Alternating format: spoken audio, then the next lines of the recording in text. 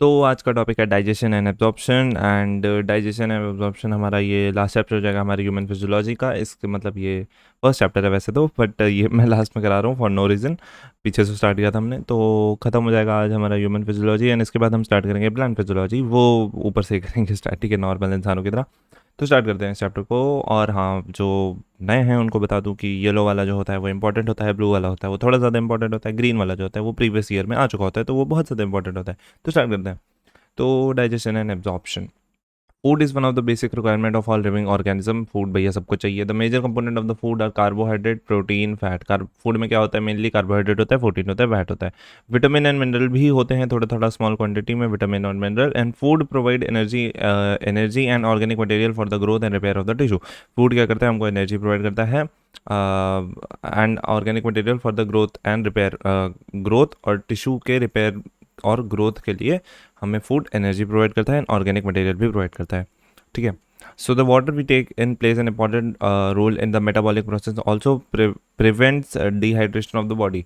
तो वाटर का भी कुछ रोल होता है हमारे मेटाबॉलिक प्रोसेस में, एंड डिहाइड्रेशन भी नहीं होने देता बॉडी को, डिहाइड्रेट नहीं होने देता बॉडी को। So bio micro molecules in the food can not be utilize by our body in their original form. तो जो बायो माइक्रो मॉलिक्यूल्स होते हैं ना, यहाँ पे जाना बायो, बायो यानी बायोलॉजिकल है, फिर मैक्रो, मैक्रो यानी बड़े बड़े, है ना, molecules.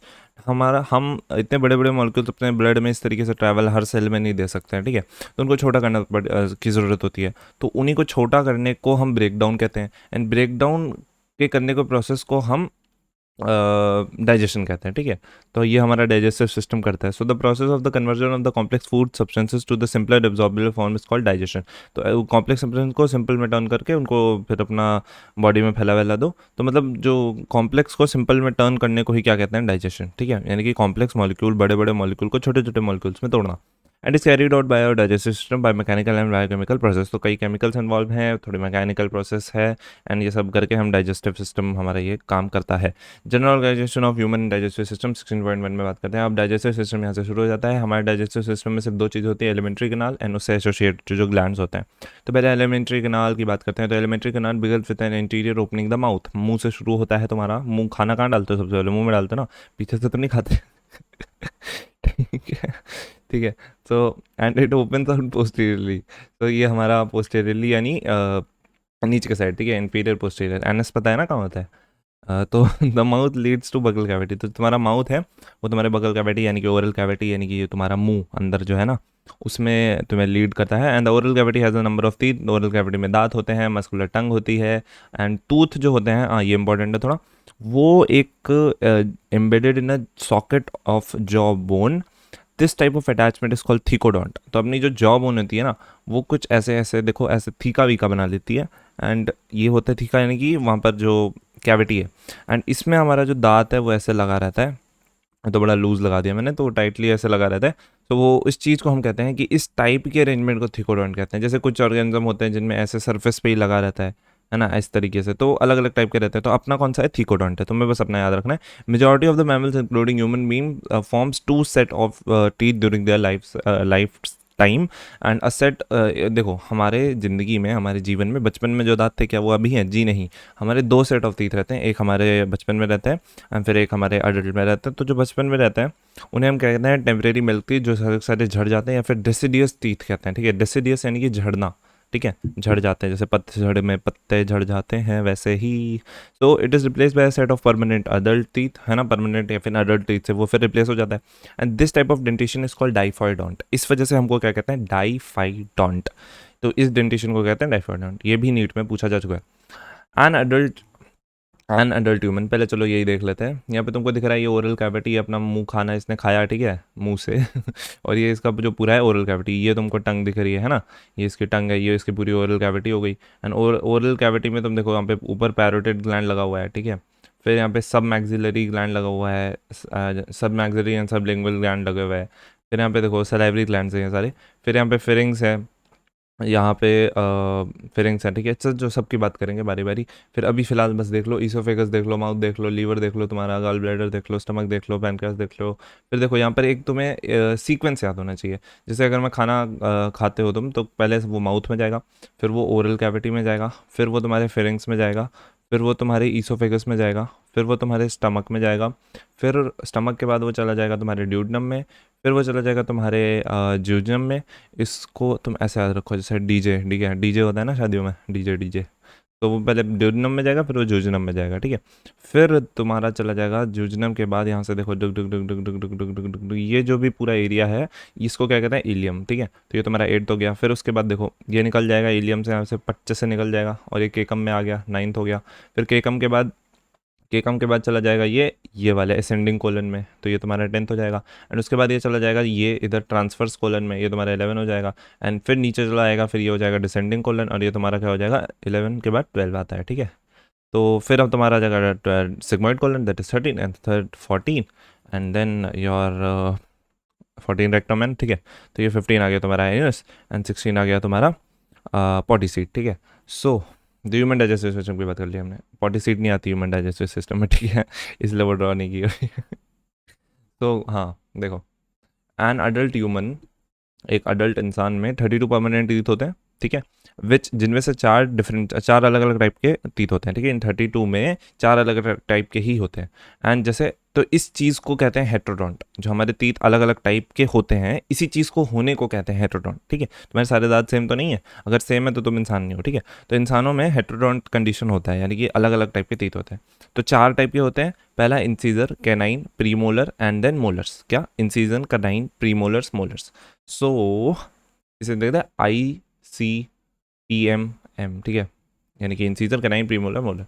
So the arrangement of the teeth in each half of the upper and the lower jaw, इसका arrangement is represented by dental formula of human. ये तुम्हें फार्मूला याद होना चाहिए। ए है 2 1 2 3 एंड डिवाइडेड बाय 2 1 2 3। ये डिवाइडेड बाय का sign नहीं है, बस ऐसे ही शो करता है। देखो मैं तुमको बताता हूँ ये कैसे करना है। जैसे ये पहले तो समझो कैसे होता है। मान लो तुम्हारा मुंह किसी ने ऐसे खोला है, ठीक है, तो यहाँ पे उसके दांत वात ऐसे लगे दिखेंगे, ठीक है, मैं गोले बना देता हूँ। यहाँ पे दांत वात लगे के दिखेंगे, यहाँ पे उसकी जीभ रखी होगी, यहाँ पे दांत वात ऐसे ऐसे सब लगे होंगे, ठीक है, अपना गिनते रहना। तो इसमें मैं अगर इस चीज़ को ऐसे डिवाइड कर दूँ, यहाँ पर आधा एंड ऐसे आधा, तो इसमें जो इसका जो 1/4 रीजन है उसका डेंटिशन दिया होता है 2123 अपॉन 2123, यानी कि ऊपर का 2123, नीचे का 2123, समझ गए। सो ये होता है हमारा जो फॉर्मूला दिया रहता है। जैसे मतलब देखो 2123 को ऐड करो तो 4 5 6 7 8, यानी कि एक वाले हिस्से में 8 हैं, तो नीचे भी 8 हैं, इधर भी 8 हैं, इधर भी 8 है, ठीक है। 8 1 8 8 16 8 4 32, तो 32 टीथ होते हैं, तो सही है, समझ गया ना। तो अब देखो आगे, और इसका मतलब देखो पहले 2 लिखा है तो 2 इंसीजर होते हैं, फिर इंसीजर ICPMM, ठीक है, ICPMM। तो फिर एक कनाइन होता है, 2 प्रीमोलर, 3 मोलर, ठीक है। So a hard chewing surface on the teeth made up of enamel. तो हमारा जो टीथ का जो सरफेस होता है ना, सरफेस, वो बड़ा हार्डेस्ट सब्सटेंस हमारी बॉडी में होता है, शायद इनेवल, तो उसका बना रहता है। And it helps in mastication of food. ये क्या करता है, हमारा मैस्टिकेशन यानी कि चबाना चबाना। तो the tongue is freely movable muscular organ attach to the floor with the oral cavity by a frenulum. Frenulum तुमने कभी देखा होगा, अगर तुमने ब्रश व्रश करते हुए कभी जीभ उठा के देखा हो ज़िंदगी में अपने 16-17 सालों में, तो जीभ के नीचे तुमने देखा होगा कि कुछ ऐसा एक कनेक्टेड रहता है, ऐसा स्ट्रक्चर होता है। मतलब अगर ये तुम्हारी जीभ है, जैसे तुमने जीभ उठा रखी है, तो यहाँ पर तुमको ऐसा कुछ ऐसा दिखेगा, ठीक है। तो ये जो चीज़ होती है ना, ऐसे ऐसा लगा रहेगा, है ना। तो ये जो चीज़ होती है ना पतली सी, इसी को कहते हैं फ्रेनलम, ठीक है।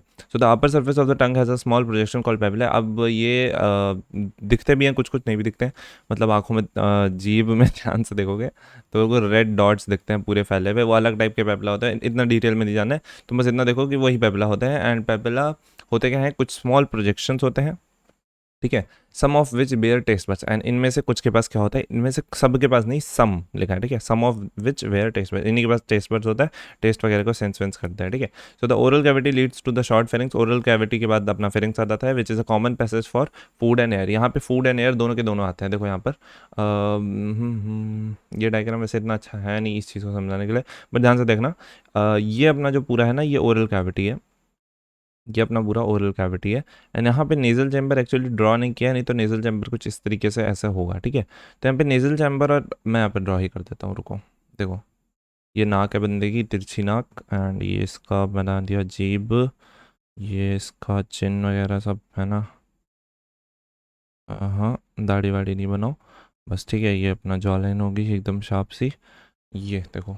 अब देखो इसमें फिर अंदर की बात हो रही है, तो थोड़ा सा कलर चेंज कर लेते हैं।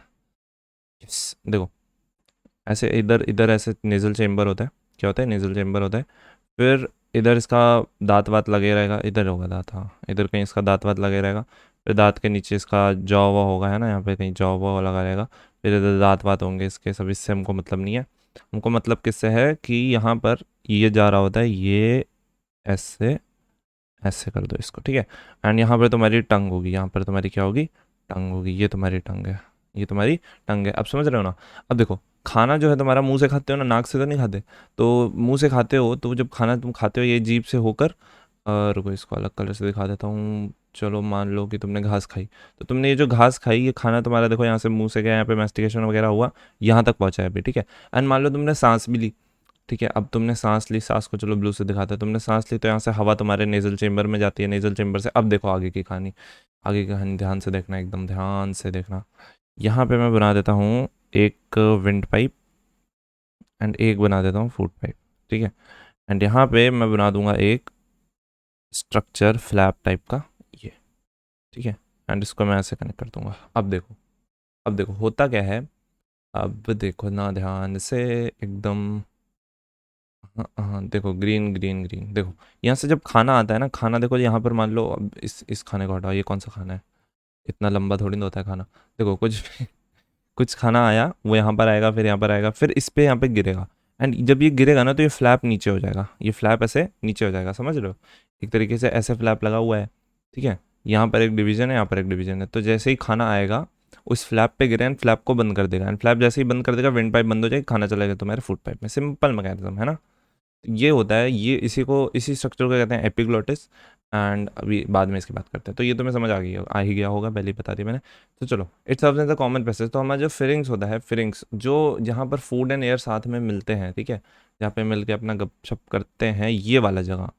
यहाँ पे देखो फूड भी आ रहा है, एंड यहाँ से एयर भी आती है। एयर तो अपना जली जाती है विंड पाइप से। देखो एयर को तो कोई मतलब नहीं है, एयर तो एयर है, वो तो अपना फ्लोट करके चली जाएगी उस एपिग्लोटिस से। बट जो फूड है वो उसको दबा के चला जाता है फूड पाइप में, समझ गए। चलो चलो चलो चलो। So the esophagus and the trachea. Oesophagus and the trachea open into the pharynx, ठीक है। ईसोफेगस अपनी एंड जो ट्रेकिया है, फूड पाइप विंड पाइप दोनों ही हमारे फेरिंग्स में खुलता है। The cartilaginous flap epiglottis present होता है, जो कि हमारा एंट्री ऑफ फूड को रोकता है इनटू द ग्लॉटिस। ग्लॉटिस क्या है, ग्लॉटिस समझ लो गेट है, एंट्री गेट है हमारे ट्रेकिया का, ठीक है, विंड पाइप का। Opening of the wind pipe during swallowing oesophagus is a thin long tube which extend posteriorly passing passing passing passing passing posterior मतलब पीछे पीछे, ठीक है। तो pass which extends posteriorly passing through the neck, फिर thorax, फिर diaphragm, and leads to the J shaped bag, काफ़ी नीचे चला गया, एंड नीचे जे शेप्ड बैग में चला गया, जिसको हम कहते हैं स्टमक, ठीक है। तो मस्कुलर स्पिंक्चर रहता है वहाँ पे। स्पिंक्चर क्या होता है, स्पिंक्चर एक स्पिंक्चर समझो, जैसे मान लो ये तुम्हारा सिंपल सिंपल जा रहा था, ये देखो यहाँ पे मैंने ऐसे बेंड कर दिया, ये ऐसे कर दिया, ठीक है। अब इस चीज़ को मैंने यहाँ पर एक मान लो एक मसल लगा दी, ठीक है। मसल वैसे तो इस जो मैंने बनाया है, मान लो ये एलिमेंट्री कैनाल है तो उसी में रहती है स्मूथ मसल वगैरह। पर ऐसे मान लो कोई स्ट्रक्चर मैंने बनाया है, ठीक है। मान लो ये धागा धागा है, मैंने इसे धागा बांध दिया, एक पतली सी पानी की पाइप की ट्यूब थी, मैंने उसमें धागा बांध दिया, ठीक है। अब देखो, मान लो यहाँ से पानी वानी फ्लोट फ्लोट कर रहा है, यहाँ से अपना पानी वानी बह रहा है, एंड पानी बह रहा है, एंड मेरे को मान लो कम पानी भेजना है इस साइड, है ना। तो मैं क्या करूँगा, इसी धागे को टाइट कर दूंगा, तो ये ऐसे और कस के बंध जाएगा, तो पानी नहीं जाएगा उस तरफ। मैं इसी धागे को ढीले कर दूंगा, पानी उधर जाने लगेगा। अच्छा ठीक है, अगर इस तरफ से पानी आ रहा है तो इस तरफ से भी सेम चीज़ है, कोई फ़र्क नहीं पड़ेगा। मतलब अगर मैं कस के बांध दूंगा तो पानी नहीं पास होगा, एंड मैं धीरे बांध दूंगा तो हो जाएगा पास। तो मतलब कि ईसोफेगस जो होता है ना, ये दो स्पिंक्चर जो होता है वो दोनों डायरेक्शन में फ्लो को अलाउ करता है। बट अगर मैं वेल्व की बात करूँ, वेल्व कुछ इस तरीके का होता है, वैल्व इस तरीके का होता है, एंड ये एक ही डायरेक्शन में फ्लो पास करता है। इस चीज़ को तुम फील कर सकते हो, क्यों? क्योंकि ये जो है ना, ये अंदर के साइड तो मुड़ जाता है, बट दूसरे साइड नहीं मुड़ पाता है। क्यों? क्योंकि इधर दूसरा वाला फ्लैप भी रहता है। तो दोनों पे प्रेशर, जब मान लो इधर से कुछ आता है तो दोनों पे प्रेशर पड़ता है, दोनों अंदर के साइड घूमने की कोशिश करेंगे, तो एक दूसरे से चिपकेंगे, एंड चिपक के टाइटली वॉल टाइप का स्ट्रक्चर बना लेंगे, जिसकी वजह से उस तरफ फ्लो नहीं हो पाएगा, समझ रहे हो। So musculature muscular sphincter gastro oesophageal, शब्दों पे ध्यान दो। गैस्ट्रो यानी कि गैस्ट्रिक, अपना पेट वेट, एंड ईसोफेगस, ठीक है। ईसोफेगस अपना जो आ रहा था फूड पाइप, तो गैस्ट्रो ईसोफेगल के बीच में जो स्पिंक्चर होता है वो उसका नाम है गैस्ट्रो ईसोफेगल, ठीक है। Regulates the opening of the oesophagus, ठीक है। तो ईसोफेगस की ओपनिंग को ये रेगुलेट करता है, एंड फिर ये खुल जाएगा तो अपना खाना आ जाएगा स्टमक में, ठीक है। तो stomach is located in the upper left portion of the abdominal cavity, हमारे एब्डोमिनल के अपर लेफ्ट हार्ट भी लेफ्ट होता है एंड अपना ये स्टमक भी थोड़ा सा लेफ्ट होता है, ठीक है। Upper left portion of abdominal cavity has 4 major parts, इसके 4 मेजर पार्ट होते हैं, ठीक है। कार्डियक, फंडस एंड बॉडी रहता है एंड एक पैलोरिक, ठीक है। एज इट इज इसको तुम्हें मन में रखना है। तो जहाँ पे हाँ ये से एक चीज़ ध्यान देना, the cardiac portion into which the oesophagus opens, cardiac में हमारा ईसोफेगस खुलता है, ठीक है। अभी देखो लो इधर पे, ये तुम्हारा ईसोफेगस है, यहाँ से आया खाना, यहाँ पे आया, ये देखो कहाँ पे खुल रहा है, कहाँ पे खुल रहा है, कार्डियक पे, ठीक है, समझ रहे, कार्डियक पे खुल रहा है। ऊपर वाला जो थोड़ा सा निकला हुआ पोर्शन है इसे फंडस कहते हैं, फिर जो अपना ये मेन स्ट्रक्चर है इसको बॉडी कह लो, और लास्ट वाला जो पार्ट होता है उसे क्या कहते हैं, पैलोरिक। क्लियर। अब देखो ये समझ गया, pyloric open into the first of the small intestine, first part of the small intestine, यानी कि अपना जो पायलोरिक होता है वो हमारे इंटेस्टाइन के फर्स्ट पार्ट में मतलब इंटेस्टाइन में खुलता है, ठीक है। अब यहाँ पे देखो, यहाँ पे तीत का दे रखा है, अभी पढ़ लिया था इसके बारे में, हमारा ICPM क्या था हमारा, ICPMM, ठीक है। इंसीजर कैनाइन प्रीमोलर मोलर, ऐसे याद रखो ना, incisor canine premolar molar, incisor canine premolar molar, incisor canine premolar molar, ठीक है। और 2 1 2 3 याद रख लो, बस इतना याद रख लो, 2 1 2 3, 2 1 2 3। तो यहाँ पे 2 इंसीजर है, ठीक है, ये अपने एक कैनाइन दे रखा होता है ना, एक फिर 2 प्रीमोलर होते हैं एंड 3 हमारे बड़े बड़े से मोलर होते हैं, ठीक है। तो incisor canine premolar molar 2 1 2 3, 2 1 2 3, correct. अब देखो देखो, एक साइड की बात की है ना, एक साइड की बात करते हैं हमेशा, क्योंकि अब बाकी साइड तो सेम ही होता है। अब जो लेफ्ट साइड होता है वही same to same right side होता है, एंड जो नीचे साइड होता है वही ज़्यादातर ऊपर साइड भी होता है, पर हम अपॉन में इसीलिए लिखते हैं कि अगर पीछे कोई डिफरेंस हो तो वो चीज़ नोट कर सकें, ठीक है। तो देखो स्मॉल, पर लेफ्ट राइट तो सेम ही होगा ना, लेफ्ट राइट तो कभी डिफर नहीं करेगा। तो small intestine is distinguishable into 3 region, small intestine भी 3 रीजन में हम उसे डिवाइड कर सकते हैं। पहले तो सी शेप ड्यूडनम, तो पूछ सकता है तुमसे स्मॉल इंटेस्टाइन का सी शेप पोर्शन कौन सा होता है, तो तुम्हें बताना चाहिए डूडनम सी शेप्ड होता है, ठीक है। यहाँ पे देख लो एक बार, ये रहा तुम्हारा डूडनम, ये रहा देखो, सी है ना, सी शेप डूडनम, ठीक है। तो ये तुम्हारे दिमाग में घुसे रहना चाहिए। And a long coiled middle portion, long coiled middle portion jejunum and highly coiled ileum। फिर थोड़ा थोड़ा नीचे जैसे जैसे नीचे होगी कॉइलिंग बढ़ती जाएगी, ठीक है। तो थोड़ा सा कॉइल रहता है जूजनम, देखो थोड़ा सा कॉइल है, ठीक है। एंड लगभग मिडिल पोर्शन है, ड्यूडनम और इलियम के बीच का है पोर्शन है, तो मिडिल पोर्शन हो गया। एंड देन इलियम तो एकदम है ना, गिच पिच हो ही रखा है वो पूरा, ठीक है। सो अब देखो आगे, the opening of the stomach into the duodenum is guarded by the pyloric sphincter. अब जो opening of stomach into the duodenum, ठीक है, स्टमक एंड ड्यूडनम में जो स्पिंक्चर खुल रहा है, स्पिंक्चर मैंने समझा दिया, वो होता है पैलोरिक स्पिंक्चर। क्यों पैलोरिक कह रहे हैं इसको, क्योंकि ये पैलोरिक रीजन में होता है, स्टमक का जो पैलोरिक रीजन है उसी के बाद तो होगा ना, तभी तो खाना आएगा स्टमक से इंटेस्टाइन में। ड्यूडनम क्या है, इंटेस्टाइन का फर्स्ट पोर्शन, तो ड्यूडनम, फिर उसके बाद अपना है ज्यूजनम, डीजे, एंड देन इलियम, ठीक है। अब बात करते हैं इलियम की, इलियम्स ओपन इनटू लार्ज इंटेस्टाइन, ठीक है। इलियम कहाँ पर ओपन होता, लार्ज इंटेस्टाइन में, और क्या ही बचा है। तो लार्ज इंटेस्टाइन को भी कई सारे डिवीजन में डिवाइड कर दिया गया है, केकम, colon and rectum, केकम, colon and rectum. And colon में भी कई सारे डिवीजन है, असेंडिंग, ट्रांसवर्स, डिसेंडिंग, ठीक है। असेंडिंग पहले तो चढ़ेगा खाना, फिर ट्रांसवर्स है ना, सीधे सीधे चल रहा है, फिर डिसेंड करेगा, नीचे आएगा तो डिसेंडिंग, समझ रहे हो। So the caecum is a small blind sac with host of some symbiotic microorganism, कुछ में माइक्रोब्स होते हैं एंड वो हमारे लिए थोड़ा कुछ कॉम्प्लेक्स सब्सटेंस का डाइजेस्ट वगैरह कर देते हैं कभी कभी। सो और हम उनको रहने की जगह दे देते हैं और खाना दे देते हैं, तो सिम्बायोटिक है। सो सिम्बायोटिक माइक्रोब्स भी रहते हैं and narrow finger like tubular projection भी होता है इसी जगह पर, मतलब वर्मी फॉर्म अपेंडिक्स में भी रहते हैं कुछ microbes, and vermi form appendix होता है वहाँ पर, ठीक है, केकम से निकला रहता है वर्मी फॉर्म अपेंडिक्स, ठीक है। एंड ये एक वेस्टिजियल ऑर्गन है, यानी कि वेस्टिजियल यानी कि ये एवोल्यूशन के साथ साथ इसका पर्पस ख़त्म हो चुका है, मतलब एवोल्यूशन के साथ साथ ये डिग्रेड हो रहा है, जैसे हमारी टेल हुआ करती थी, फिर जब वो छोटी होती गई है ना, और जब एक टाइम होगा जब वो थोड़ी सी बच्ची होगी, तब लोग कहते होंगे ये पता नहीं क्यों दे दिया है, कोई काम तो है नहीं इसका, पड़ी रहती है बस। तो वो पहले हुआ करती थी, पहले काम था, अब वो चली जाती जा रही है, तो बीच का जो टाइम है तो उसी को, इसलिए वर्मीफॉर्म अपेंडिक्स को हम वेस्टिजियल ऑर्गन कहते हैं, इसका ये मतलब होता है वेस्टिजियल का, ठीक है। सो इट अराइज फ्रॉम केकम, केकम से निकलते हैं, and the केकम opens into the colon, केकम कहाँ खुलता है, कोलन में। कोलन जो डिवाइड होता था 4 पार्ट में, बता दिया था, असेंडिंग, ट्रांसफर, डिसेंडिंग एंड हाँ सिग्मॉइड नहीं बताया था, सॉरी, सिग्मॉइड कोलन भी, ठीक है, लास्ट वाला पार्ट सिग्मॉइड कोलन, ठीक है। So the descending part opens into rectum which opens through anus, ठीक है।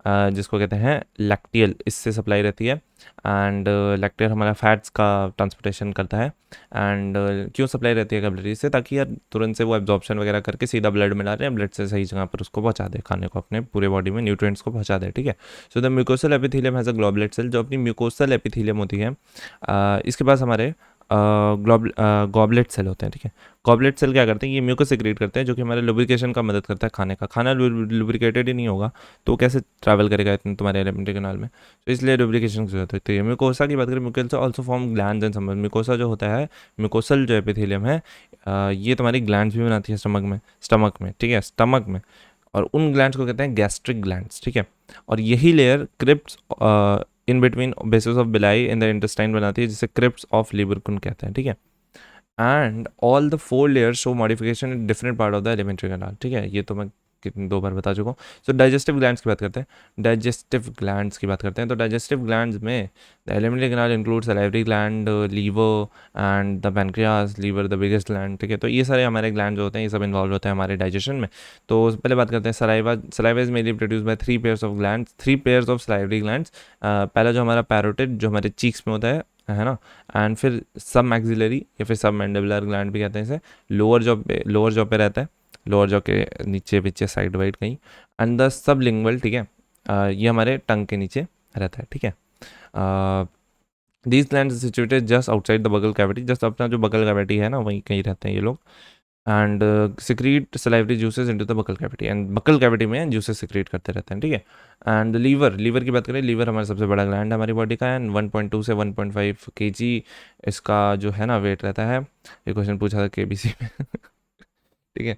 It is situated in the abdominal cavity, हमारे एब्डोमिनल कैविटी में रहता है। It is just below the diaphragm, ठीक है। It is just below what, diaphragm, and has 2 lobes. इसके 2 lobes में ऐसे डिवीजन इसका रहता है, ठीक है। तो मतलब पूरा का पूरा लीवर ऐसे 2 लोब्स में डिवाइड रहता है, जैसे लंग्स कई लोब्स में डिवाइड रहता है, ठीक है। So the hepatic globules are, अब यहाँ पे कुछ और चीज़ की बात हो रही है। हेपेटिक ग्लोब्यूल दूसरी चीज़ है, लोब्स दूसरी चीज़ है, ठीक है। अब हम थोड़ा माइक्रोस्कोपिक आ गए हैं। तो hepatic globule are the structural and functional unit of liver, जैसे ब्रेन का न्यूरॉन, जैसे हमारी बॉडी के सेल्स, वैसे ही हेपेटिक यानी कि अपना लीवर का हेपेटिक ग्लोब्यूल्स, ठीक है। हेपेटिक ग्लोब्यूल्स देखो कुछ ऐसा होता है, अगर मैं जूम इन करता जाऊँ लीवर में, तो मैं उसके टिश्यू तक पहुँचूंगा, एंड टिश्यू पे मुझे कुछ इस तरीके का ऐसा स्ट्रक्चर देखने को मिलेगा। ये तो मैं ऐसे बना दे रहा हूँ, एक्चुअल में थोड़ा सा इससे डिफरेंट दिखेगा, बट मोटा मोटा मेनली मतलब ऐसे ही दिखेगा। ऐसे मतलब मुझे कई सारे ऐसे स्ट्रक्चर अरेंज हुए दिखेंगे साथ में। ये थोड़ा 3D में तुम इसे इमेजिन करना, है ना। ये जैसा भी है, इसी को कहते हैं हेपेटिक ग्लोब्यूल्स। तुम देख सकते हो कुछ लोब्स हैं बहुत सारे, ये बंच ऑफ टिश्यू हैं एक तरीके से कह लो, एंड अरेंज रहते हैं एक दूसरे में। ऐसे बहुत सारे ऐसे हेपेटिक ग्लोब्यूल्स हमारे अरेंज रहते हैं। एंड यही इन्हीं में हमारा मेन, हमारे जो लीवर के स्ट्रक्चर एंड फंक्शनल यूनिट हमारे लीवर के यही है, ठीक है। Hepatic cells are arrange in the form of cords. Cords क्या होता है, मैं किसी एक लोब को उठा लूँ, लॉब्यूल को उठा लूँ, तो ये लॉब्यूल है मान लो तुम्हारा, एग्जैक्टली जितनी साइड बनाई है इतनी नहीं, और भी हो सकती है, लाइक कम ज़्यादा ऐसा रहता है। तो इसमें देखो ऐसे हेपेटिक सेल्स जो तुम्हारे होते हैं ना, लीवर के सेल्स, वो इस तरीके से अरेंज रहते हैं, देखो इधर इस तरीके से ऐसे अरेंज रहते हैं। तो ये जो अरेंजमेंट है ना, इसे कहते हैं कॉर्ड्स, ठीक है। इसे क्या कहते हैं, कॉर्ड्स, ठीक है। फिर आप वेसल पास हो रही होती है, वो सब इतना डिटेल में तुमको नहीं जानना है, तुम बस समझ लो कॉर्ड्स क्या होता है, ठीक है।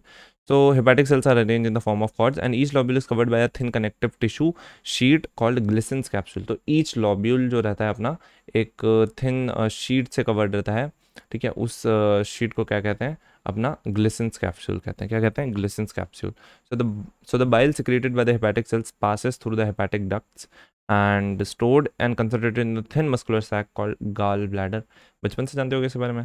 तो जो बाइल जो बनता है, हेपेटिक सेल्स बनाते हैं, हेपेटिक डक्ट्स होती है, यहाँ पर कुछ डक्ट्स होती हैं, उसको पूरा लेकर जाती हैं, एक ग्लोब्यूल से निकाल कर अपना सब कलेक्शन होता है, गॉल ब्लैडर में कलेक्ट होता रहता है, ठीक है। गॉल ब्लैडर ऐसा अजीब सा स्ट्रक्चर होता है, छोटा सा पाउच जैसा, इसमें अपना क्या होता है, बाइल अपना कलेक्ट होता रहता है। And the duct of the gall bladder, जो गॉल ब्लैडर की डक्ट होती है उसे सिस्टिक डक्ट कहते हैं, along with the hepatic duct from the liver forms the common bladder। देखो हेपेटिक कंटिन्यूसली तुम्हारा अपना बनाते बनाते गॉल ब्लैडर में स्टोर कर रहा है, बट जब सिक्रीशन की बात आती है तो दोनों ही सिक्रीट करेंगे, मतलब जो भी उसमें है बचा खुचा। तो duct of gall bladder and the hepatic duct from the liver forms the common bile, ये दोनों मिलकर कॉमन बाइल डक्ट बनाते हैं। देखो यहाँ पर डायग्राम में ये तुम्हारा गॉल ब्लैडर है, ठीक है। और ये देखो ये ऐसे गॉल ब्लैडर है एंड यहाँ से तुम्हारा सिक्रीशन आ रहा है, यहाँ पर आया, यहाँ पर आया एंड यहाँ से डक्ट्स ऑफ लीवर, ये डक्ट लीवर के डक्ट से वहाँ से भी सिक्रीशन आ रहा है, ठीक है, यहाँ पर आया, यहाँ पर आया एंड यहाँ पर ये दोनों मिल गए एंड जहाँ पर ये मिल गए वहाँ पर हमने बोला कॉमन बाइल डक्ट बन गया। अब ये कंटिन्यू करेगा एंड जाके ये फाइनली सिक्रीट हो जाता है ड्यूडेनम में, ठीक है। एंड ड्यूडेनम सिक्रीट होने से पहले भी कुछ होता है, बताते हैं, सब बताएंगे, सब बताया जाएगा। The bile duct and the pancreatic duct open together into the duodenum with the common hepatopancreatic duct, ठीक है, as the common hepatopancreatic duct which is guarded by the sphincter called ODI, ये भी प्रीवियस ईयर में आया है, ठीक है। तो क्या होता है कि जो अपना कॉमन हेपाटोपैनक्रियाटिक, देखो नाम में छुपा है कॉमन हेपाटोपैनक्रियाटिक, एक हेपाटो यानी कि जो लीवर से आ रहा है, पैनक्रियाटिक यानी कि जो पैनक्रियास से आ रहा है, तो दो डक्ट आ रही होती है, पैनक्रियास के कुछ सिक्रीशन आ रहे होते हैं, कुछ सिक्रीशन अपना लीवर वगैरह का आ रहा होता है, ठीक है, बाइल वगैरह। तो वो दोनों जहाँ पर मिलते हैं, देखो यहाँ पर ये अपना आ रहा है ग्रीन वाला है ना यहाँ पर, एंड नीचे से आ रहा है पैनक्रियास वाला, तो ये जहाँ पर मिल गए तो वहाँ पर हमने कहला कि यहाँ पे हेपाटो पैनक्रियाटिक डक्ट का फॉर्मेशन हो गया। एंड हेपाटिक पैनक्रियाटिक डक्ट जहाँ पे ओपन हो जाता है, यहाँ पर एक छोटा सा छोटू मोटू सा स्पिंक्चर लगा होता है, छोटू सा एकदम पिद्दी सा, उसे कहते हैं हम ओडाई, ठीक है। ओडाई से क्लोज सा रहता है, जब सिक्रेशन करना होता है खुल जाता होगा, खुल जाता होगा कि खुल जाता है तभी तो सिक्रेशन होता है। पैनक्रियास की बात करें, comprise pancreas is a compound elongated organ and ये एक्सोक्राइन भी होता है, एंडोक्राइन भी होता है। एंड एक्सोक्राइन एंडोक्राइन तो पता ही होगा यार, है ना, इतना भी नहीं पता तो पता कर लो और क्या। देखो नॉलेज ना होना इज़ नॉट अ प्रॉब्लम, लेकिन ठीक है ज्ञान की बातें नहीं करेंगे। It is elongated organ situated between the limbs of the C shape duodenum, ठीक है। तो जब अपना जो सी शेप ड्यूडनम है, ये जो अपना ड्यूडनम है, ये देख रहे हो, ये ऐसे सी शेप्ड है, इसके बीच में देखो ये पैनक्रियास रखा हुआ है, समझ रहे हो, तो यही चीज़ बोल रहे हैं। So the exocrine portion secrete the alkaline pancreatic juice, the exocrine portion, तो इसका जो एक्सोक्राइन पोर्शन होता है वो सिक्रीट करता है alkaline pancreatic juices containing enzymes and endocrine जो पोर्शन होता है वो सिक्रीट करता है हार्मोन्स, इंसुलिन, ग्लूकागॉन, ठीक है। इनकी इंसुलिन ग्लूकागॉन इन सब की बात हम ग्लैंड्स एंड हार्मोन्स में करेंगे या फिर कर ली है, तो तुम उसको देख लेना और पढ़ लेना, समझ लेना, जान लेना। एंड फिलहाल तुम इतना जानो कि पैनक्रियाटिक जूसेस सिक्रीट होते हैं एक्सोक्राइन यानी कि डक्ट की हेल्प से हमारी ड्यूडेनम में सिक्रीट होते हैं, ठीक है। अब बात करते हैं डाइजेशन की। सारा काम वाम हो गया, सब फूड वूड नीचे वीचे आ गया, सिक्रेशन वगैरह हो गया, अब डाइजेशन करते हैं। तो process of digestion accomplished by the mechanical and the chemical process, तो एक मैकेनिकल केमिकल प्रोसेस दोनों ही है। The buccal cavity performs the two major function, buccal cavity जो है हमारे दो मेजर फंक्शन करती है, मैस्टिकेशन यानी कि चबा चबा चबा चबा एंड फैसिलिटेट करती है स्वॉलोइंग को, मतलब वही जब गटक लेती है। And the teeth and the tongue of which helps in saliva mastication and mix of the food thoroughly, ठीक है। सलाइवा के साथ फूड को अपना चबा चबा के मिक्स कर लेते हैं, ठीक है। Mucus in saliva helps in lubricating and adhering the masticated food particles into a bolus, ठीक है।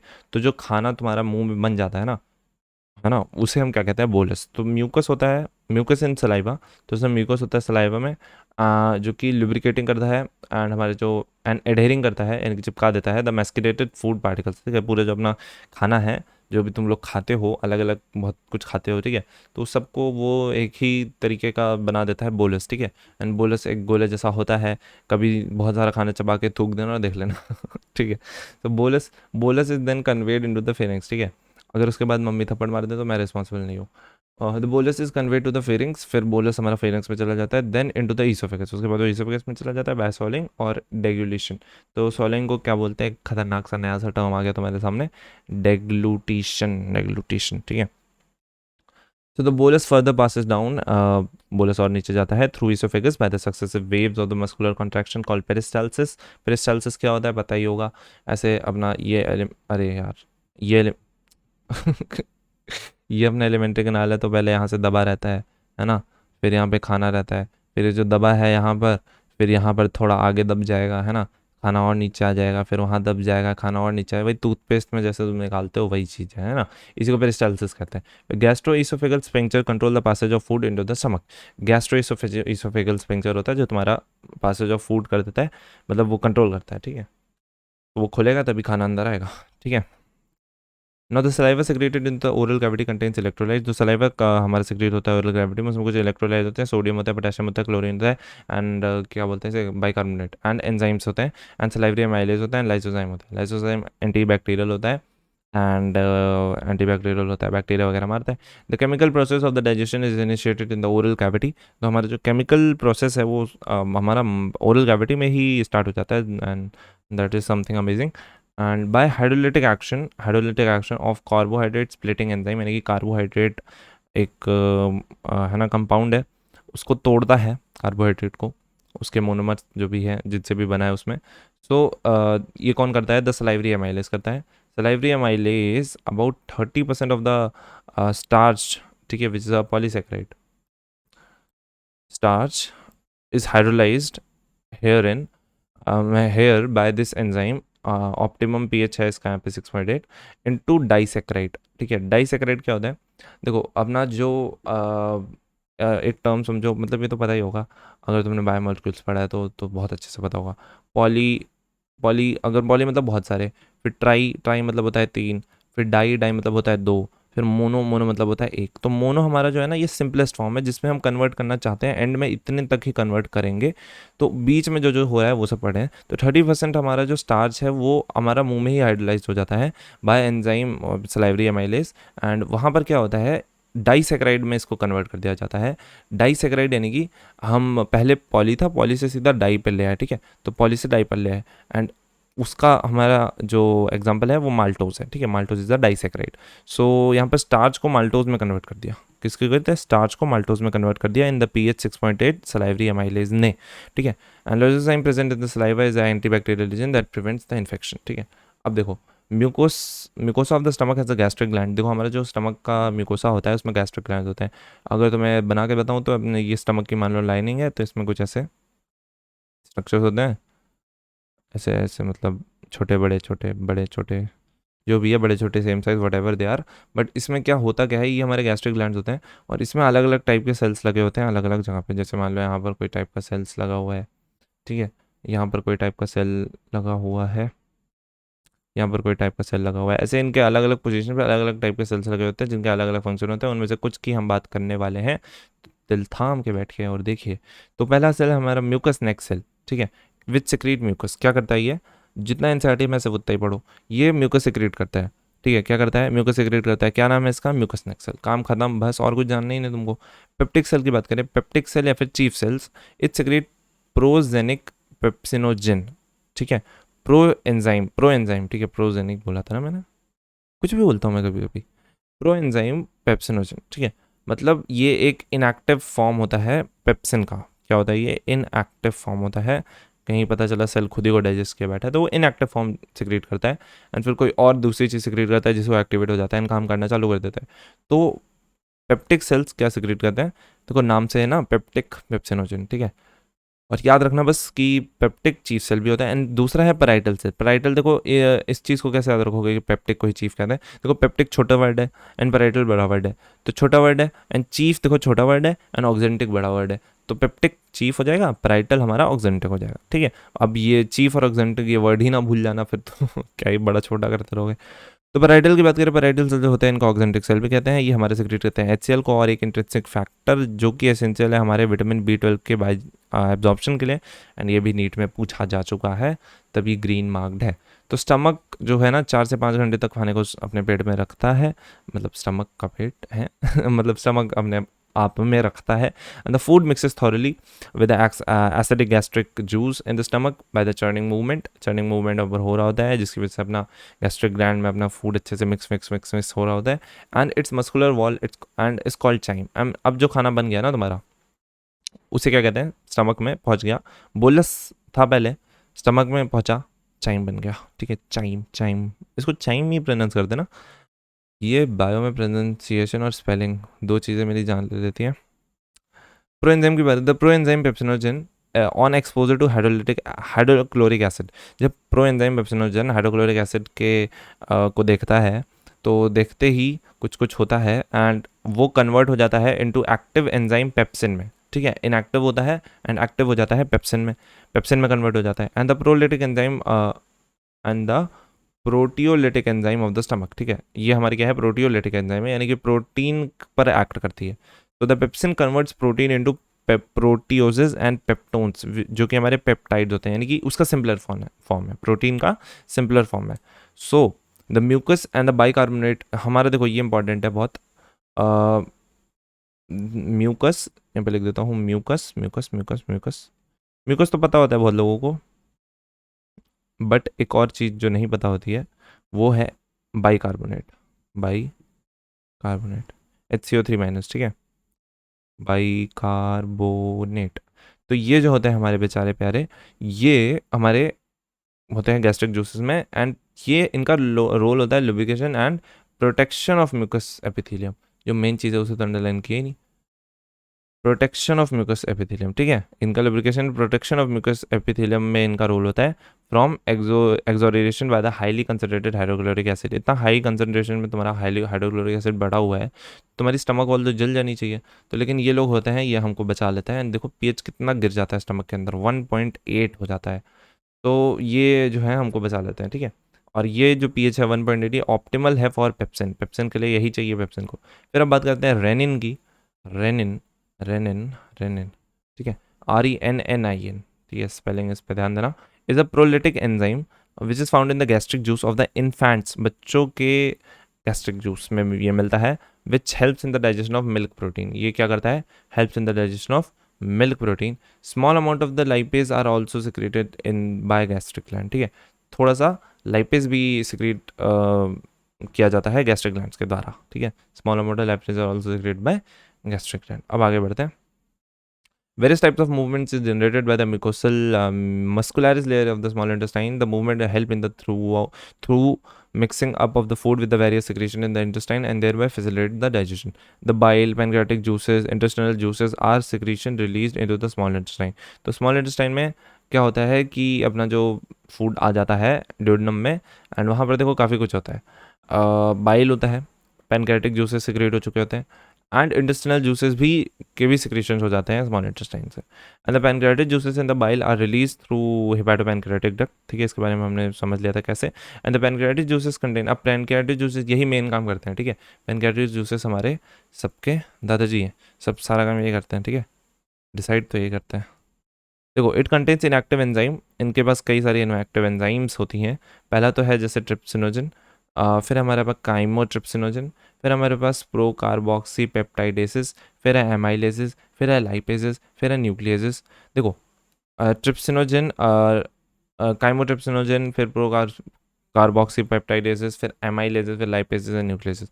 Trypsinogen is activated by an enzyme enterokinase. Trypsinogen को कौन एक्टिवेट करता है, एंट्रोकाइनेस, कौन एक्टिवेट करता है, एंट्रोकाइनेस, which is secreted by intestinal mucosa into active trypsin, ठीक है, एंड ये क्या मतलब ट्रिप्सिनोजेन को ट्रिप्सिन में कन्वर्ट कर देता है कौन, एंटेरोकाइनेस, ठीक है, एंड ये कौन सिक्रेट करता है, इंटेस्टिनल म्यूकोसा सिक्रेट करता है, समझा। अब देखो which in turn activate the other enzyme, and जब ये ट्रिप्सिन बन गया, अब ये ट्रिप्सिन क्या करेगा, ये और भी जाकर और भी सारी एंजाइम को एक्टिवेट वगैरह करता रहता है इन द पैनक्रेटिक जूस में, ठीक है। ये थोड़ा सा ना कॉम्प्लिकेटेड था, लर्निंग वाली चीज़ है। मैं क्या करूँगा ना, इस लर्निंग वाली चीज़ का एक शॉर्ट बना लूँगा, एक पेज में इसको किसी तरह अच्छे से थोड़ा अरेंज कर लूँगा, एंड उस पर एक शॉर्ट बनाकर अपलोड कर दूँगा, उसका लिंक डिस्क्रिप्शन में डाल दूँगा, नहीं तो नीट शॉर्ट्स की प्लेलिस्ट में तुमको मिल ही जाएगा, तो उसको ना देख लेना। उससे क्या होगा कि उसको बार बार देखना, ठीक है, उसको पॉज मत करना, बार बार देखना, तो तुमको 2-4 बार में खुद ही याद हो जाएगा, ठीक है। तो देखो no no no no no no no no no the bile कहाँ था, then turn activate the other enzyme in the pancreas, हाँ, the bile release into the duodenum contains bile pigments, bilirubin and biliverdin, bile salts, cholesterol and phospholipids, but no enzyme. यहाँ पे word बड़ा important है, कोई enzyme नहीं होता इसमें, ये सारे पिगमेंट्स होते हैं। क्या होते हैं, पिगमेंट्स होते हैं, ठीक है। Bile helps in emulsification of fats, bile क्या करता है, इमल्सिफिकेशन करता है फैट्स, यानी कि बड़े बड़े फैट मॉलिक्यूल्स छोटे छोटे फैट मॉलिक्यूल्स में डिवाइड कर देता है, ठीक है, ब्रेक कर देता है, breaking down of fat into very small micelles, ठीक है, and micelles formation like soap वाला एक्शन, सोप एक्शन, है ना। तो bile also activates lipases. Bile एक और काम करता है, वो क्या करता है, एक्टिवेट करता है लाइपेजेस को, ठीक है। Intestinal mucosal epithelium has goblet cell. तो इंटेस्टाइनल म्यूकोसल एपिथेलियम जो होते हैं वो उनके पास गॉबलेट सेल होता है विद सिक्रीट म्यूकस, जो कि म्यूकस का सिक्रीशन करता है। And secretion of the brush border cells of the mucosal along with the secretion of the goblet cell constitute the intestinal juices. तो the secretion by the brush border cells of the mucosal along with the secretion of the goblet cell. तो जो हमारे breast border mucosa secrete कर रहे हैं, और मतलब अपने इंटेस्टाइन के, और जो गॉबलेट सेल का सिक्रीशन हो रहा है यानी कि म्यूकस, ठीक है। तो इन दोनों को साथ में क्या कहते हैं, इंटेस्टाइनल जूसेस। अरे मतलब जो इंटेस्टाइन से जो जूस निकाला है उसी को इंटेस्टाइनल जूसेस कहते हैं यार। म्यूकस के साथ उसको कह देते हैं तो वो कहते हैं सक्कस इंट्रिकस, ठीक है, यानी कि इंटेस्टाइनल जूसेस। तो juice contain variety of enzyme like, यहाँ पर अब और छोटे छोटे तोड़ने में हेल्प करता है, जैसे कि डाइसेक्राइडेसेस, ठीक है, यानी कि डाइसेक्राइड्स को तोड़ेगा, है ना, जैसे कि माल्टेस को तोड़ेगा। डाइपेप्टाइडेस यानी कि दो प्रोटीन वाले मॉलिक्यूल को तोड़ देगा, है ना, दो अमीनो एसिड से एक प्रोटीन का मॉलिक्यूल बन गया तो उसको डाइपेप्टाइडेसेस को तोड़ेगा। फिर लाइपेजेस को तोड़ेगा यानी कि फैट वाला।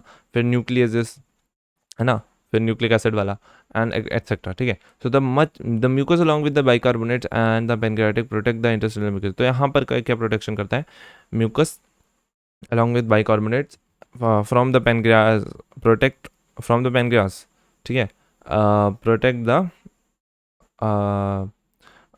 the intestinal mucosa from the acid as well as provide the alkali medium, ठीक है। तो जो अपना सिक्रीशन ये मतलब क्या करेगा, ये हमको पहले तो एसिड से बचाएगा, फिर अल्कली मीडियम से बचाएगा, ठीक है। मतलब अल्कली मीडियम प्रोवाइड करेगा pH 7.8 का, ताकि एंजाइमेटिक एक्टिविटी हो पाए, ठीक है। तो इंटेस्टाइन में 7.8 pH मेंटेन रखना जरूरी होता है एंजाइमेटिक एक्टिविटी के लिए। सच अ म्यूकोसल ग्लैंड, जैसे एक होता है ब्रूनर्स ग्लैंड, वो भी इसमें हेल्प करता है, ठीक है। तो प्रोटीन, प्रोटियोसिस, पेप्टोन्स, ये होते हैं पार्शली हाइड्रोलाइज प्रोटीन। क्या होता है, पार्शली हाइड्रोलाइज प्रोटीन। कौन से, ये प्रोटियोसिस एंड द पेप्टोन्स, ठीक है। And in time releasing the intestine, they are acted upon the proteolytic enzymes in the pancreatic juices as given in the given below, ठीक है। तो देखो प्रोटीन्स कुछ बच गए होंगे, मतलब प्रोटीन्स तो तोड़ ही दिए पेप्टोन्स एंड प्रोटियोजेस में, बट थोड़े थोड़े तो कुछ तो बच गए होंगे। तो जो बच गया वो इसलिए प्रोटीन भी लिखा है। तो प्रोटीन, पेप्टोन्स एंड प्रोटियोजेस, इसको ट्रिप्सिन, काइमोट्रिप्सिन एंड कार्बोक्सीपेप्टाइडेज मिलकर डाईपेप्टाइडेज में कन्वर्ट कर देगा। किसमें, डाईपेप्टाइडेज में। फिर देखो carbohydrates in the chyme are hydrolysed by the pancreatic amylase into disaccharide. तो कार्बोहाइड्रेट होता है वो चाइम में क्या बोलते हैं वो क्या हो जाता है, हाइड्रोलाइज हो जाता है by pancreatic amylase into disaccharides. And ये देखो यहाँ पे रिएक्शन लिखे है, पॉलीसैकराइड है जो स्टार्च है, यानी कि है ना, कार्बोहाइड्रेट है, एंड ये एमाइलेज की हेल्प से डाइसैकराइड में कन्वर्ट हो जाता है, ठीक है। एंड फिर फैट्स जो है ये broken down by lipases with the help of a bile into di and monosaccharide, ठीक है। यहाँ पे with the help of bile, bile की हेल्प, बाइल उसको छोटे छोटे तोड़ देता है ना फिजिकली, तो ये फिर केमिकली यहाँ पे रिएक्शन हो रहा होता है। यहाँ पे फैट जो होता है ये लाइपेज की हेल्प से इसको डाइसैकराइड में तोड़ता है, एंड फर्दर वो मोनोग्लिसराइड में टूट जाता है, फिर डाइग्लिसराइड एंड मोनोग्लिसराइड, ठीक है। डाइग्लिसराइड वही मतलब अपना जो फैट का मॉलिक्यूल होता है उसमें क्या होता है, ग्लिसराइड होता है, एंड उससे कई सारे फैटी एसिड्स लगे होते हैं। तो डाई यानी कि दो फैटी एसिड्स लगे हैं, फिर मोनो यानी कि अब एक फैटी एसिड लगा है, एंड फर्दर ये भी टूट जाएगा, यानी ग्लिसराइड मिलेगा एंड फैटी एसिड मिलेगा, समझ रहे हो। तो the nucleus of the pancreatic, ये ऐसे ही सब का ऐसे सिंपलर स्ट्रक्चर में ब्रेक डाउन हो रहा है। न्यूक्लियस की बात करें in the pancreatic, they act on nucleic acid to form nucleotides and nucleosides, ठीक है। ये तुमने क्या बोलते हैं बायोमोलिक्यूल्स में ये चीज़ बहुत अच्छे से पढ़ी है, तो अगर तुमने बायोमोलिक्यूल्स पढ़ा तो ये तुम समझ आ रही होगी। तो न्यूक्लिक एसिड जो होता है वो न्यूक्लियस की हेल्प से न्यूक्लियोटाइड्स एंड न्यूक्लियोसाइड्स में टूट जाता है, ठीक है। So the enzyme in the success integrals act on the end product of the above reaction to form the respective sample observable form. So the enzyme in the success, तो जितने भी enzyme थे इन्होंने अब और सकस इंटीग्रल्स की जो एंजाइम्स हैं वो भी एक्ट करेंगी और इसे और सिंपलर एंड एब्जॉर्बेबल फॉर्म में कन्वर्ट कर देंगी, and this is the final step, है ना। इसके बाद एकदम most simplest form of this nutrients मिल जाएंगे, एंड उसको फिर हमारा एब्जॉर्प्शन वगैरह हो जाएगा, ठीक है। And it occurs very close to mucosal epithelial in the intestine, ठीक है। एंड होता क्या है कि डाइपेप्टाइड्स जो था हमारा ये डाइपेप्टाइडेजेस जैसे अमोनो एसिड्स में तोड़ देता है। माल्टोज जो होता है ये माल्टेज जैसे ग्लूकोज एंड ग्लूकोज में तोड़ देता है क्योंकि उसी का बना है। लैक्टोज जो है हमारा लैक्टेज एंजाइम इसे ग्लूकोज लैक्टोज में तोड़ देता है। एंड फिर हमें जो सुक्रोज है ये सुक्रेज एंजाइम इसको ग्लूकोज एंड फ्रक्टोज में तोड़ देता है। ठीक है, यहाँ पे देखो जैसे माल्टेज लिखा है, तो कुछ चीज़ें तो तुम्हें पता है यार, माल्टोज है तो माल्टेज ही होगा उसको तोड़ने वाला। ठीक है, तो जैसे लैक्टोज है तो लैक्टेज होगा, सुक्रोज है तो सुक्रेज होगा ना। एंड फिर न्यूक्लियोटाइड्स हैं तो उसके लिए न्यूक्लियोटाइड डेसेस होगा लास्ट में, बस यही एसेस स्पेसेस लग जाए, S S S S S. ठीक है, एंड न्यूक्लियोसाइड एसेस न्यूक्लियोसाइड्स को तोड़ेगा। तो इसको आसान करना, याद करना इतना मुश्किल भी नहीं है। ठीक है, एंड फाइनली हमको शुगर एंड बेस होता है ना, अपना डीएनए में जो होता है उसमें क्या होता है वही चीज़ है। फिर जो डाई एंड मोनोग्लिसराइड है उसको lipases fatty acid and glycerol में तोड़ देगा, है ना। तो सिंपल है। So the breakdown of biomacromolecules mentioned above occurs in duodenum region of the small intestine. तो ये जितना भी था ये हमारा होता है duodenum region of small intestine. And the simple substance thus formed are absorbed in the jejunum. And फिर जूजिनम मीडियम में क्या हो जाता है, एब्जॉर्प्शन हो जाता है। And the undigested and unabsorbed substance are passed on to the large intestine. फिर जो तुम्हारा जो बच्चों कुछ है वो तुम्हारे लार्ज इंटेस्टाइन में पास ऑन कर दिया जाता है। नो सिग्निफिकेंट डाइजेस्टिव एक्टिविटी अगर इन द लार्ज इंटेस्टाइन, कोई खास एक्टिविटी नहीं हो रही होती है लार्ज इंटेस्टाइन में। Function of the large intestine are absorption of the some थोड़ा सा वाटर का एब्जॉर्प्शन होता है, मिनरल्स का एब्जॉर्प्शन होता है, कुछ ड्रग्स का एब्जॉर्प्शन होता है। Secretion of the mucus, mucus का सिक्रीशन होता है which helps in adhering the waste, है ना, अनडाइजेस्टेड वेस्ट को वहाँ पर माउथ में भी म्यूकस का सलाइवा में था थोड़ा सा, ताकि हमारे फूड पार्टिकल्स को चिपकाने, यहाँ पर जो बचा कुछ है उसे भी चिपकाने के लिए क्या होता है, म्यूकस का सिक्रीशन होता है। एंड लुब्रिकेशन का भी हेल्प करता है ना म्यूकस, ताकि आराम से फूड पास कर पाए।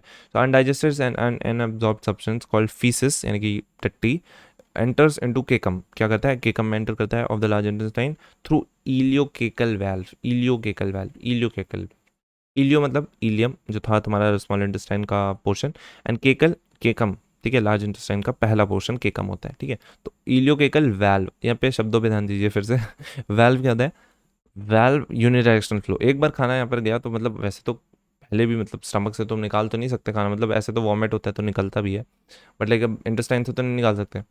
तो इट्स लाइक वो हमारे वॉलेंट्री नहीं होता है ना, हमारे कंट्रोल में नहीं होता है।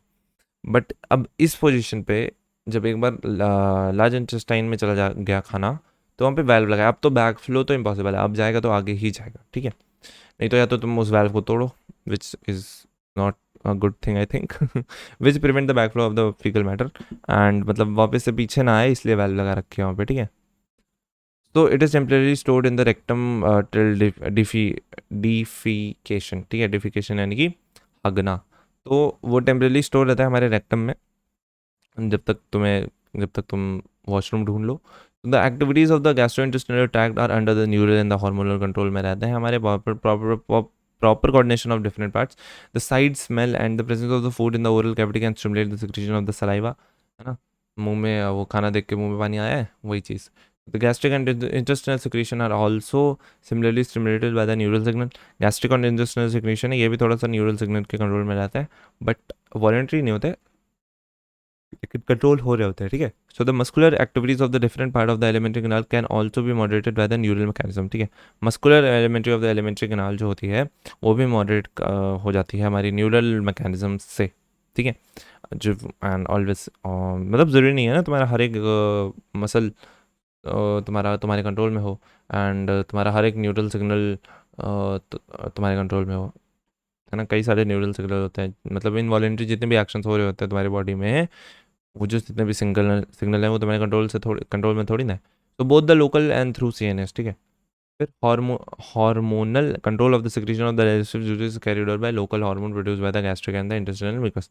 तो लोकल हार्मोन्स भी कुछ प्रोड्यूस होते हैं जो कुछ काम निपटा देते हैं डाइजेस्टिव जूसेस के सिक्रीशन वगैरह को, है ना। मतलब जैसे खाना मान लो जब ड्यूडेनम में आता है तो वो कुछ हार्मोन सिक्रेट करता है गैस्ट्रिक को, अपने मतलब गैस्ट्रिक ग्लैंड्स को, कि भाई आ गया खाना बस कर दो अपना सिक्रीशन को। तो ये सारे अपने चलता रहता है, इतना डिटेल में नहीं बढ़ना है, बस जान लो कि ऐसा कुछ होता है।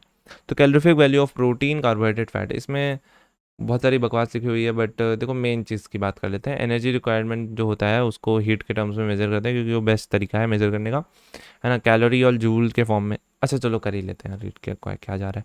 The energy requirement of the animal and the energy content of the food are expressed in terms of the measure of the heat, because the heat is the ultimate form of all energies. This is often measured as the calorie, ठीक है, calorie या फिर joule में हम major करते हैं energy को, which is amount of the heat required to raise the temperature of 1 gram of water by 1 degree Celsius.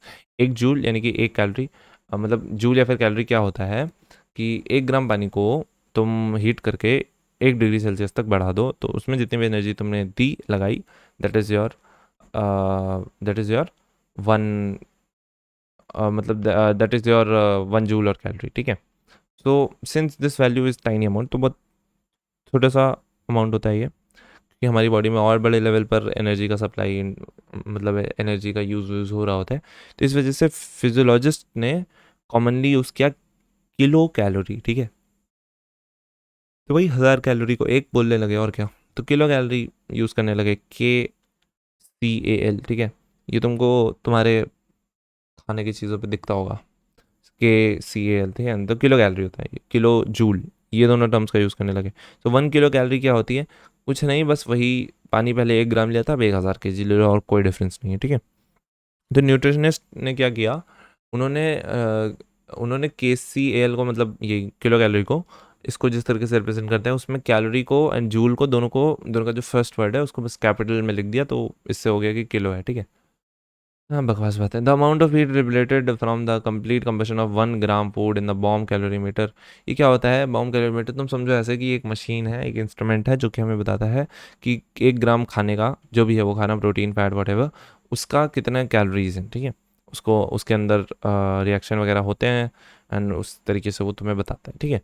So close metal chamber होता है जो कि ऑक्सीजन से फिल्ड रहता है, एंड वहाँ पर ये सब हो रहा होता है, ठीक है। मतलब वही खाने का एक तरीके से कह सकते हो कि डाइजेशन टाइप ऑफ कह सकते हो।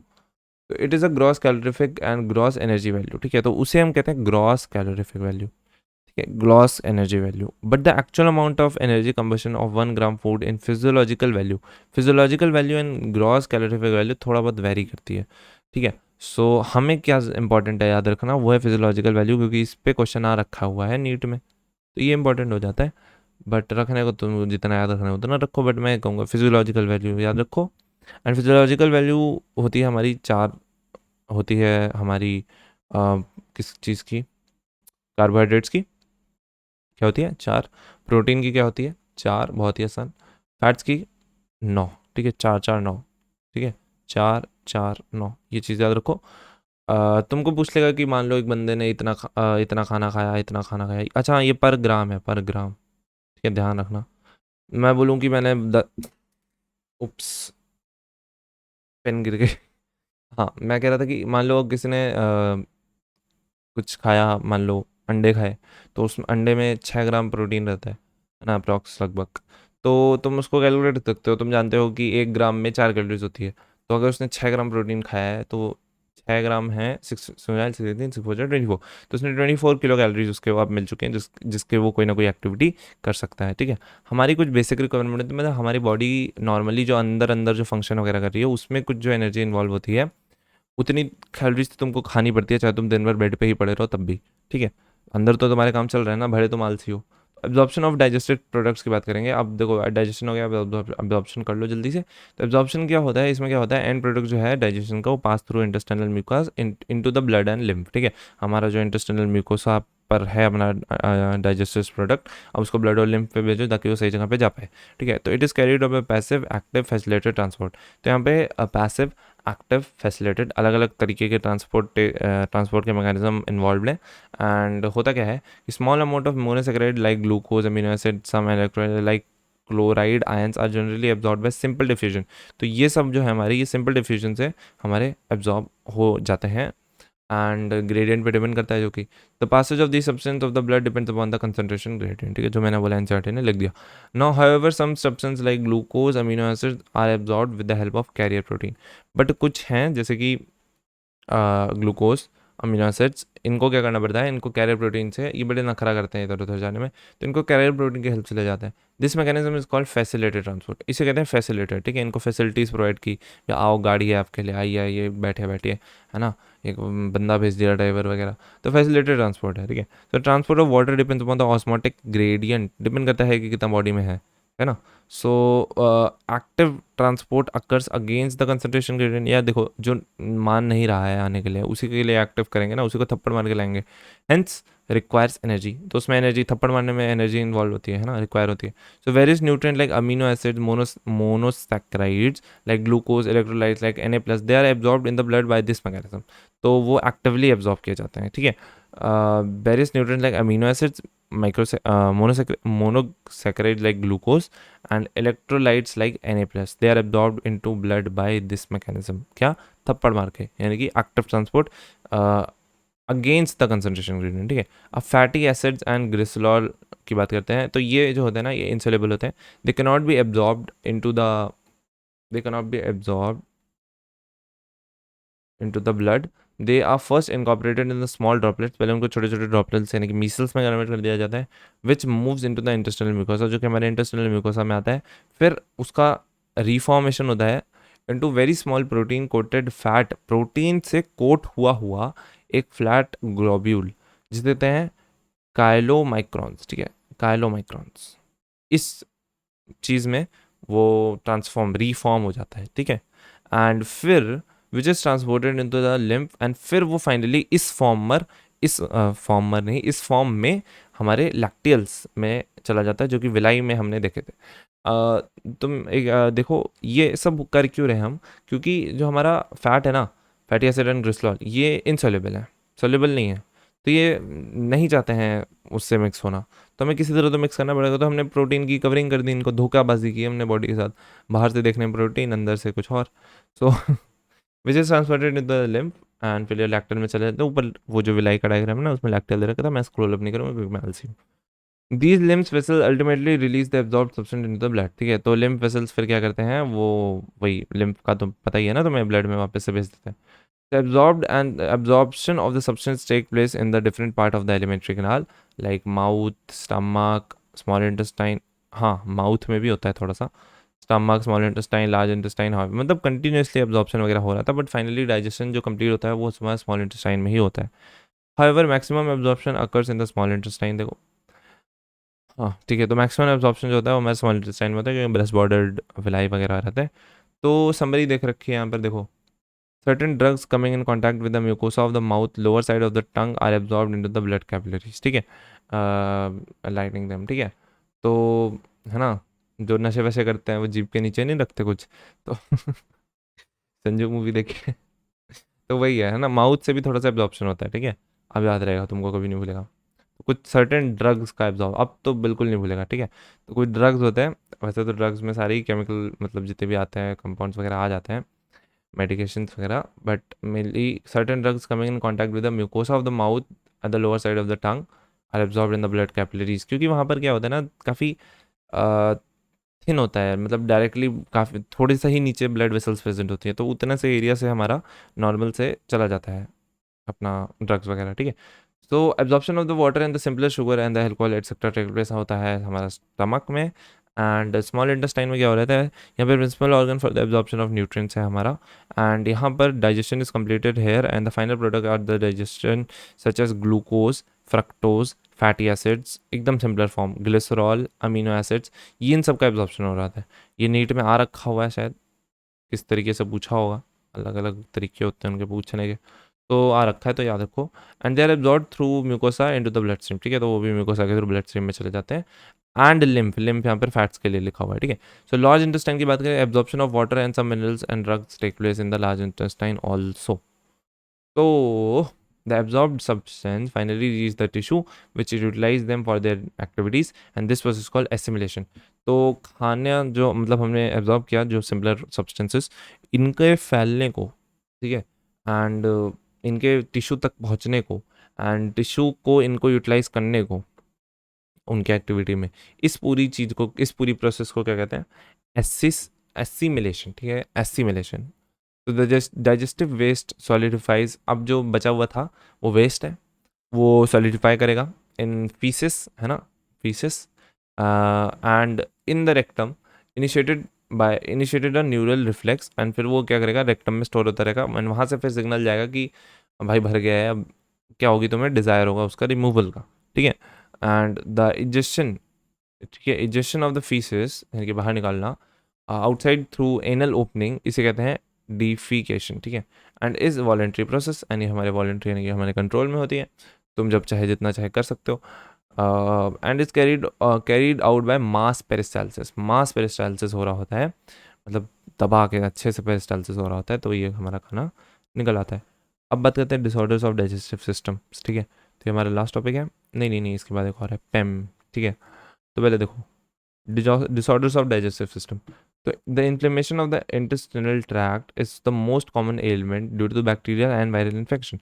तो मोस्ट कॉमन एलिमेंट क्या है, बैक्टीरिया या वायरल इन्फेक्शन हो जाता है, जिसकी वजह से हमें बीमारियाँ होती हैं। The infection are also cause by the parasite in the intestine like tapeworm, roundworm, threadworm, hookworm, pinworm, ये सब भी हमारे बीमारियाँ कर सकते हैं, इन्फेक्शन कर सकते हैं।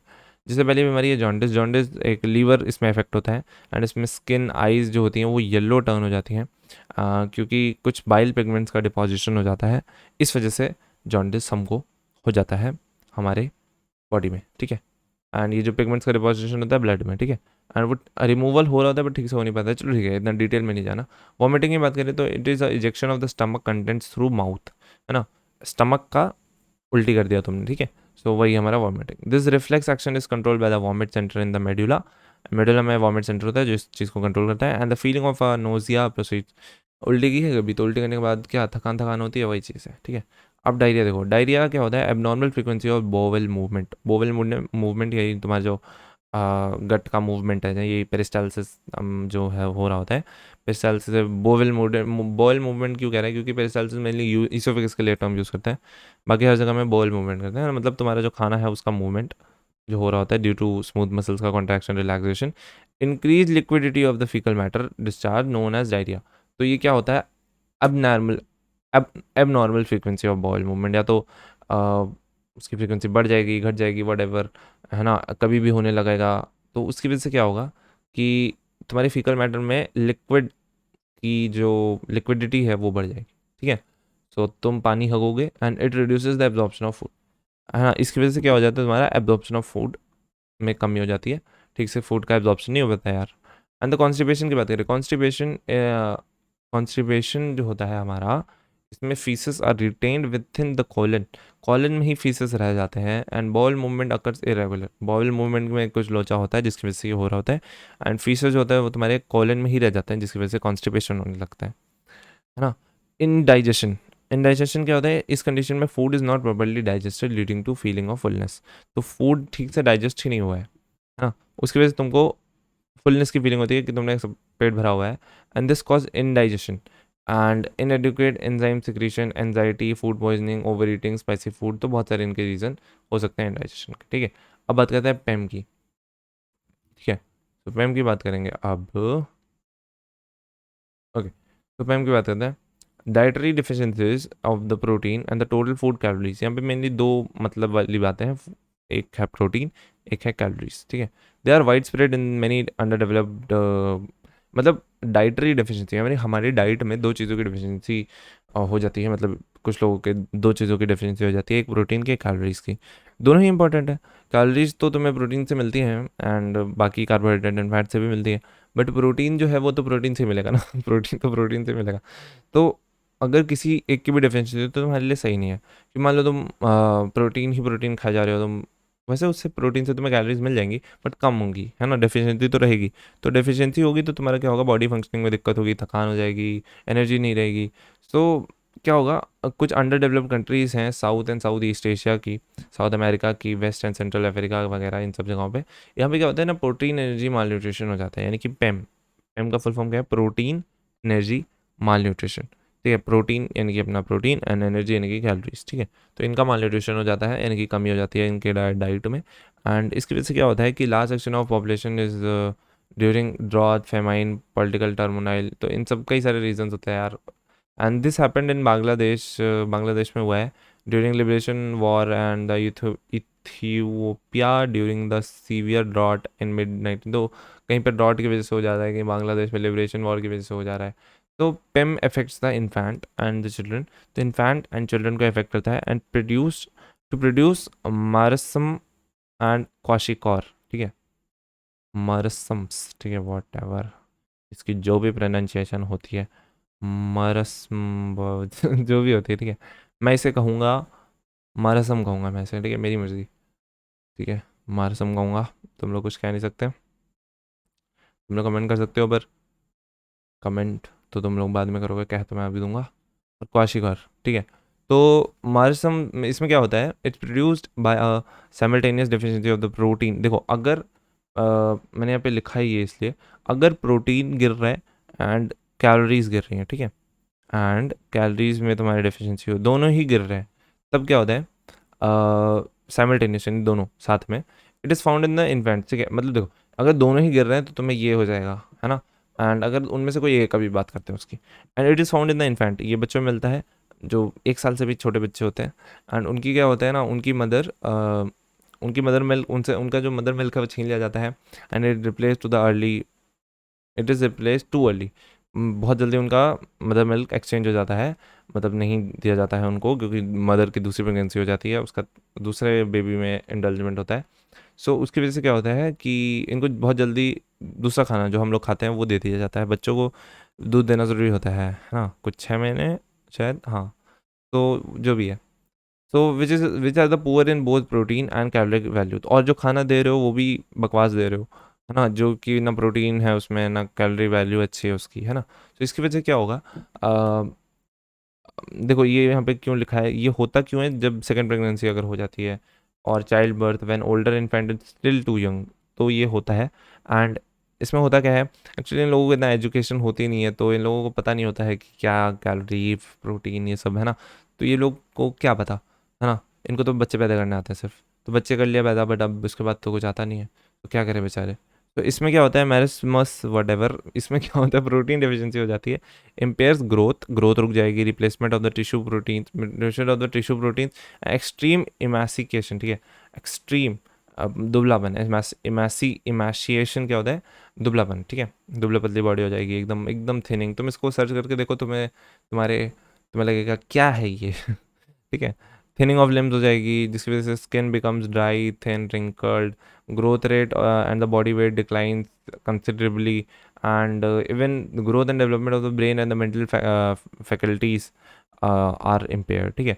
अब क्वाशिकर की बात कर लेते हैं थोड़ा सा, it is produce with protein deficiency unaccompanied by calorie deficiency, यानी कि यहाँ पे प्रोटीन की डेफिशिएंसी तो हो रही है, बट कैलोरीज में डेफिशिएंसी नहीं हो रही है, कैलोरीज अपनी सही है, हाई है, and it result in replacement of the mother's milk by the high calorie food and low protein diet, मतलब इनको बेचारों को खाना तो मिल गया, है ना बट उसमें भी प्रोटीन नहीं था, है ना, चावल रोटी इनको दे दी गई, लो चावल रोटी खाओ, रोटी लो उसको चावल में डुबो के खाओ, तो ऐसा इनको लो लो प्रोटीन डाइट दे दिया, है ना। तो इससे क्या हुआ, इनमें हुआ मोर देन 1 ईयर, अच्छा हाँ इसमें ये याद रखो मोर देन 1 ईयर में होता है, ठीक है, more than 1 year in age, तो इसमें भी लगभग वैसा ही है, बट इसमें क्या होता है, वेस्टिंग ऑफ मसल्स बहुत थिन हो जाती हैं, है ना, एंड पेट ऐसे फूला सा होगा, मसल्स ऐसे पतली सी होंगी, कितना अजीब लगेगा, थिनिंग ऑफ लिम्स हो जाएगी, फेलियर ऑफ ग्रोथ हो जाएगा, failure of growth, brain development का में ग्रोथ नहीं होगा, ब्रेन नहीं डेवलप करेगा, बट अनलाइक मैरिसम वट एवर सम कितनी बार बोलूँ इसकी, मैं जाके अभी मैं गूगल से इसका प्रोनाउंसिएशन, चलो अभी करता हूँ, 1 सेकंड, गूगल बाबा मुझे ज़रा इसकी प्रोनाउंसिएशन सिखा दो, MARASSMUS, ठीक है, चलो, अरे इसमें बोलने का ऑप्शन नहीं है, स्पीक करो, SPEAK, स्पीक, स्पीक करो जल्दी से, पहले देखूँ कितने मिनट का वीडियो हुआ, ओके नाइस, ठीक है, कर सकते हैं टाइम पास, चलो स्पीक करो, क्या क्या, ये नशे में है लड़की मराज़मस। हाँ, मराज़मस, ठीक है? ठीक है, मारासम नहीं, मराज़मस, ठीक है? तो नशे वाली दीदी ने बताया कि मराज़मस कहते हैं, क्या बोलते हैं? मराज़मस कहते हैं। And some fat is still left under the skin, थोड़ा-सा फैट रह जाता है स्किन के अंदर, क्योंकि ये देखो हाई कैलोरी है। कैलोरी है, ये कैलोरी कहाँ से आ रही है? फैट से आ रही है, कार्बोहाइड्रेट से आ रही है। Moreover extensive oedema and swelling of the body parts, ठीक है? एंड इसकी वजह से ये सब हो जाता है। एंड खुशी मनाओ, चैप्टर खत्म हो गया। Thank you for watching. And revision series तुम मतलब ह्यूमन फिजियोलॉजी खत्म हो चुकी है, प्लांट फिजियोलॉजी स्टार्ट हो रही है। तुम देख सकते हो, अपलोड हो जाएगा। पता नहीं तुम कब देख रहे हो ये वीडियो, कितने साल बाद। और कुछ मुझे बताना है? नहीं, नीट शॉर्ट्स अपलोडेड है। नीट शॉर्ट्स में कुछ शॉर्ट वीडियो है जो तुम्हारी नीट में हेल्प कर सकते हैं, क्योंकि वो शॉर्ट्स हैं। तुम लेटे लेटे आराम से उसको देख सकते हो, बैठ के भी देख सकते हो, वैसे किसी ने मना नहीं किया है। क्या फालतू की बातें कर रहा हूँ मैं। चलो वीडियो को बंद करते हैं। So good night, whatever night, anything, ठीक है? Bye, okay bye.